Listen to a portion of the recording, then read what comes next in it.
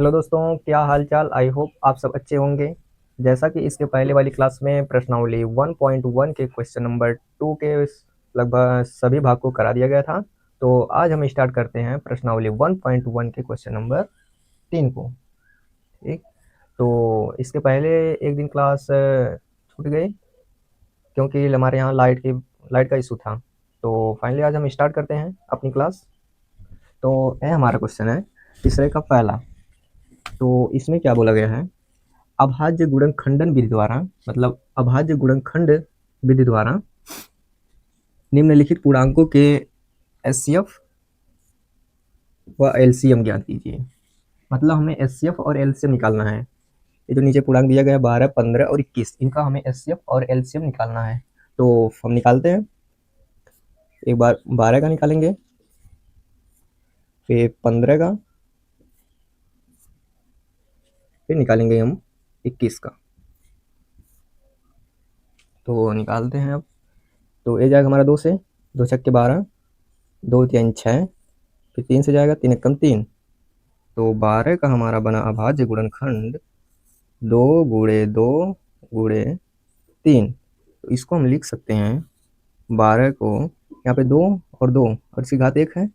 दोनों तो आधार जब समान रहेगा तो गुणा में घातें जुड़ जाती हैं। तो ये हुआ। और 15 का जब हम निकालेंगे तो 15 का तो जाएगा हमारा 3 से, 3 पच्चे 15, 5 एकम 5। तो हो गया हमारा 3 गुणे 5। और अब निकालेंगे हम 21 का। तो ये भी जाएगा 3 3 सत्ते 21 और 7 एकम 7। तो इसका भाज्य गुणनखंड है 3 गुणा 7।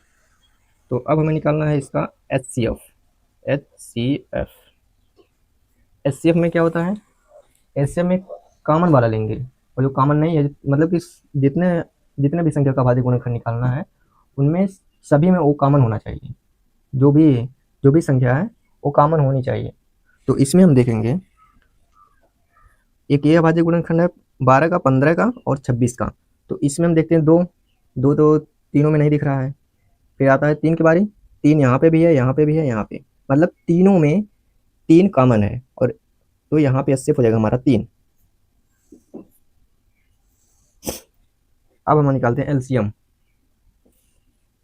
एलसीएम तो एलसीएम में जो जो कॉमन नहीं है उसको भी लेंगे, और जो कॉमन है उसको एक बार लेंगे, और एक बार लेंगे जो कॉमन है, और उसकी अधिकतम घात लेंगे, अधिकतम वाली। तो यहाँ पे 2 है, 2 कॉमन नहीं है, तो 2 की घात 2 पे गुणा 3, 3 की घात 1 है, मतलब बराबर है, तो एक बार ही लेंगे 3 को 3 बार नहीं लेंगे, ये याद रखना। एलसीएम में 3 को 3 बार नहीं लेंगे, याद रखना, क्योंकि अधिकतर स्टूडेंट गलती कर देते हैं। फिर हमारा क्या क्या बचा जो कॉमन नहीं है, फिर एक 5 बचा, एक 7 बचा। एक 5 हमारा हो गया और एक हो गया हमारा 7। तो एलसीएम बराबर 2 दूनी का 4, 3 12 25 60, 60 गुणे 7, 0 7 छक 42, 420। हमारा आंसर आ गया 420। ये रहा हमारा फाइनल आंसर। तो आई होप आप लोग समझ में आ रहा होगा। तो हम इसके आगे चलते हैं क्वेश्चन नंबर 2 की ओर। तो इसमें निकालना हमें एक बार 17 का, फिर 23 का और 29 का। तो इसका निकालते हैं हम 17, फिर 23, फिर एक बार 29। तो 17 है हमारी अभाज्य संख्या। तो अभाज्य संख्या या तो खुद से कटती है या तो एक से कटती है। तो अब एक से हम काटेंगे तो इसका कोई मतलब नहीं निकलेगा। फिर एक 17 17 हो जाएगा, फिर 17 आएगा, तो हम इसको काटेंगे डायरेक्ट 17 से।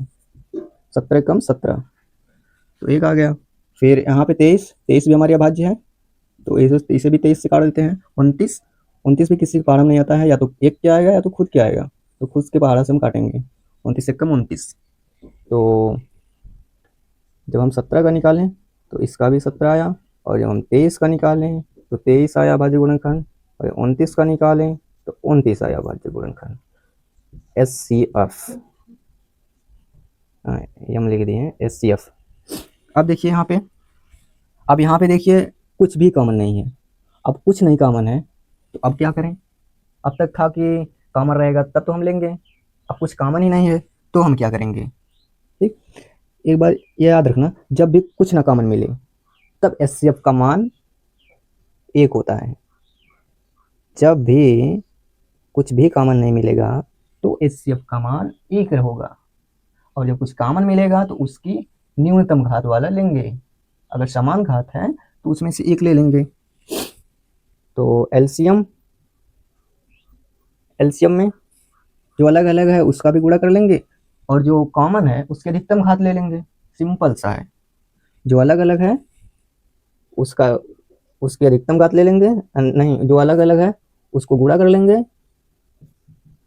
अलग है 17 और 23 और 29, और जो कॉमन है उसकी अधिकतम घात लेंगे एलसीएम में। एलसीएम, अब इसका हम गुणा करेंगे 17 का 17 से करते हैं हम पहले 23 में। 17 दूनी 34, 17 51 की हासिल लगा 5, 17 दूनी 34, 34 और 5 39, 17 51 की हासिल लगा 5, 17 दूनी 34, 34 5 39 गुणे 29। तो एलसीएम, तो एलसीएम हमारा क्या निकला, तो चलिए इसको यहाँ पे लिख देते हैं एलसीएम। अब इसका हम गुणा करेंगे, तो चलिए इसका हम गुणा यहाँ पे कर लेते हैं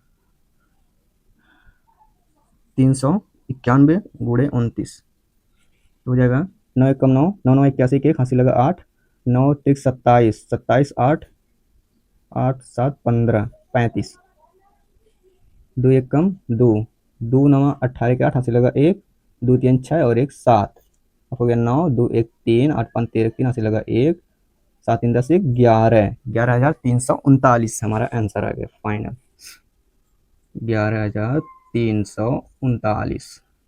ये रहा हमारा फाइनल आंसर।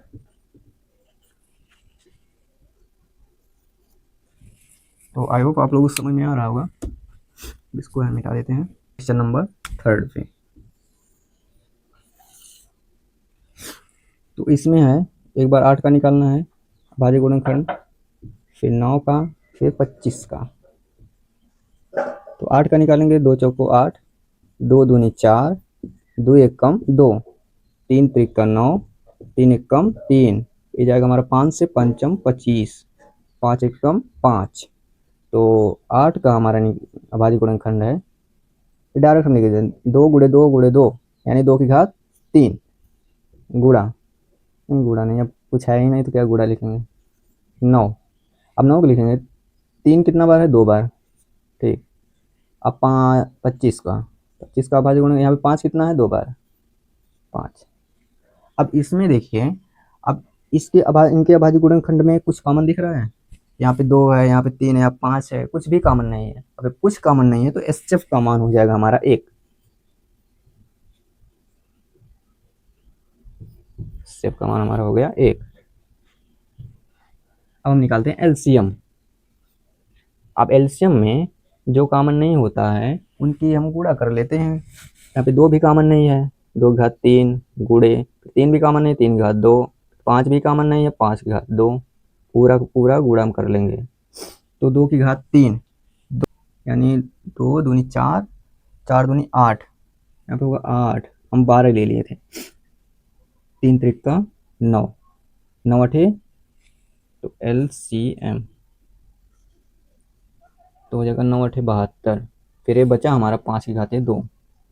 तो अब यहाँ से निकालते हैं एलसीएम बराबर 72, फिर गुणा में 25, पंचम 25, 2 की घात 2 की मतलब 25 आएगा। तो 25 दूनी 50, शून्य से लगा 5, 25 सत्ते 175, 25 सत्ते 175, 175 5 180 आएगा हमारा आंसर 1800। और ये रहा हमारा फाइनल आंसर, और ये रहा हमारा एचसीएफ एलसीएम। आई होप आप लोगों को यह लेक्चर समझ में आया होगा। यदि यह लेक्चर आप लोगों को समझ में आया होगा, यह वीडियो अच्छी लगी होगी तो इस वीडियो को लाइक करें और चैनल को सब्सक्राइब करें, ताकि हमारी सभी वीडियो की इन्फॉर्मेशन आप तक जल्द से जल्द पहुंचे।